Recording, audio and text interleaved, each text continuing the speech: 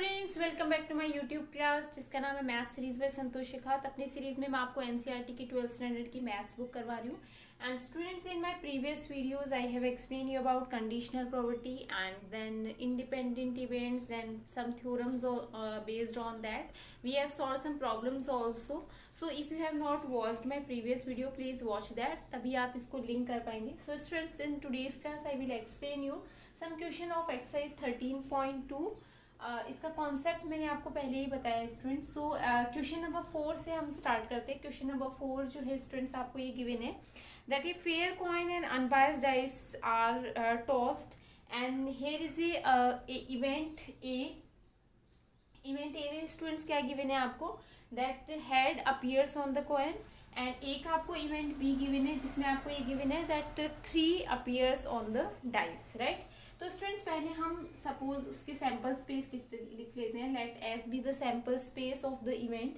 And students हमारे पास में जो सैम्पल स्पेस बनेगा वो क्या बनेगा स्टूडेंट्स, अगर हमारे पास में हेड है तो हेड के साथ में हमारे पास में 1 हो सकता है, हेड के साथ में हमारे पास में 2 हो सकता है, head 3, then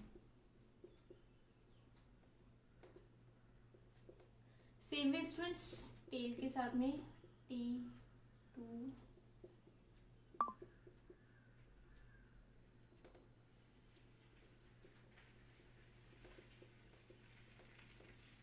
so students these are the sample space जो कि हमारे पास में हो सकता है.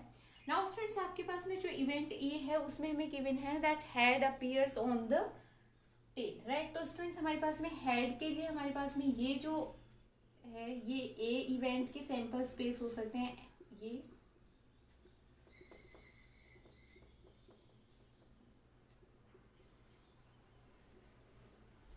सेम वे स्टूडेंट्स हमारे पास में जो बी इवेंट है वो हमारे पास में गिवन है दैट थ्री अपीयर्स, राइट. तो 3 के लिए हमारे पास में एक तो H3 हो सकता है, एक हमारे पास में T3 हो सकता है, टेलोर 3 हो सकता है. तो स्टूडेंट 2 सैम्पल स्पेस हो सकते हैं, राइट. अब स्टूडेंट्स अगर हम बात करें प्रोबेबिलिटी ऑफ ए हमारे पास में गिव होगा स्टूडेंट्स कितना 1 2 3 4 5 6. तो हमारे पास में 6 है और टोटल सैम्पल स्पेस हमारे पास में स्टूडेंट्स 12 है, तो ये 1/2 हो जाएगा. Same way probability of B जो है हमारे पास में स्टूडेंट्स 2/12 मतलब 1/6 हो जाएगा, राइट.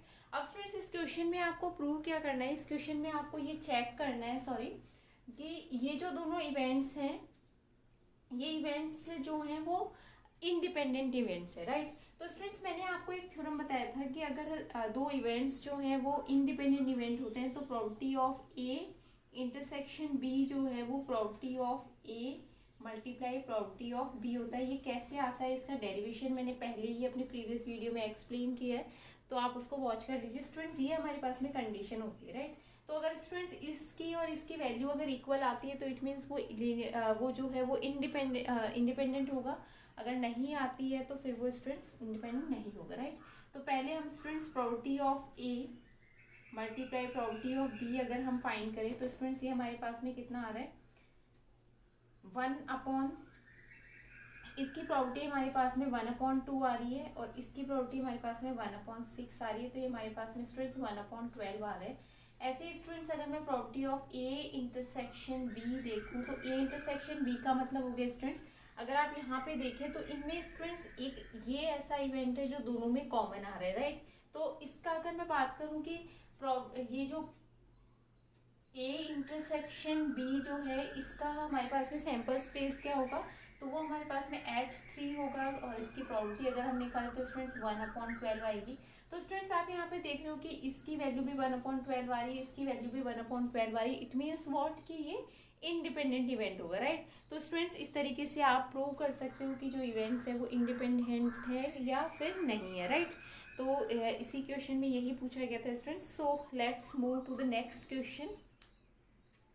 तो students question number 7. In this question, probability of A and B are 2 events. Probability of A is 1/2. Probability of A union B is 3/5 and probability of B equal P आपको given है and we have to find out the value of P and there are 2 questions.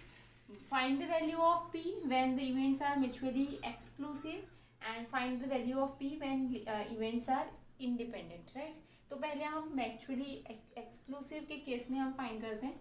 तो students if the events are mutually exclusive, it means what students, that A intersection B equal what 5, right? So students, I hope that you understood the meaning of mutually exclusive. If the A intersection B equal to 5, it means what, the events are mutually exclusive, right? So students, we know that by a theorem, probability of A union B equal probability of A plus probability of B minus probability of A intersection B. This we know, right? So students, by using this theorem, we will find the value of P. So here A intersection A union B is given 3/5. Probability of A is 1/2. This is P, and this we know by this. If these are mutually exclusive, it means what, 5. So this is what, 0, right? Now students, find the value of P. So 3/5 minus 1/2. So this is.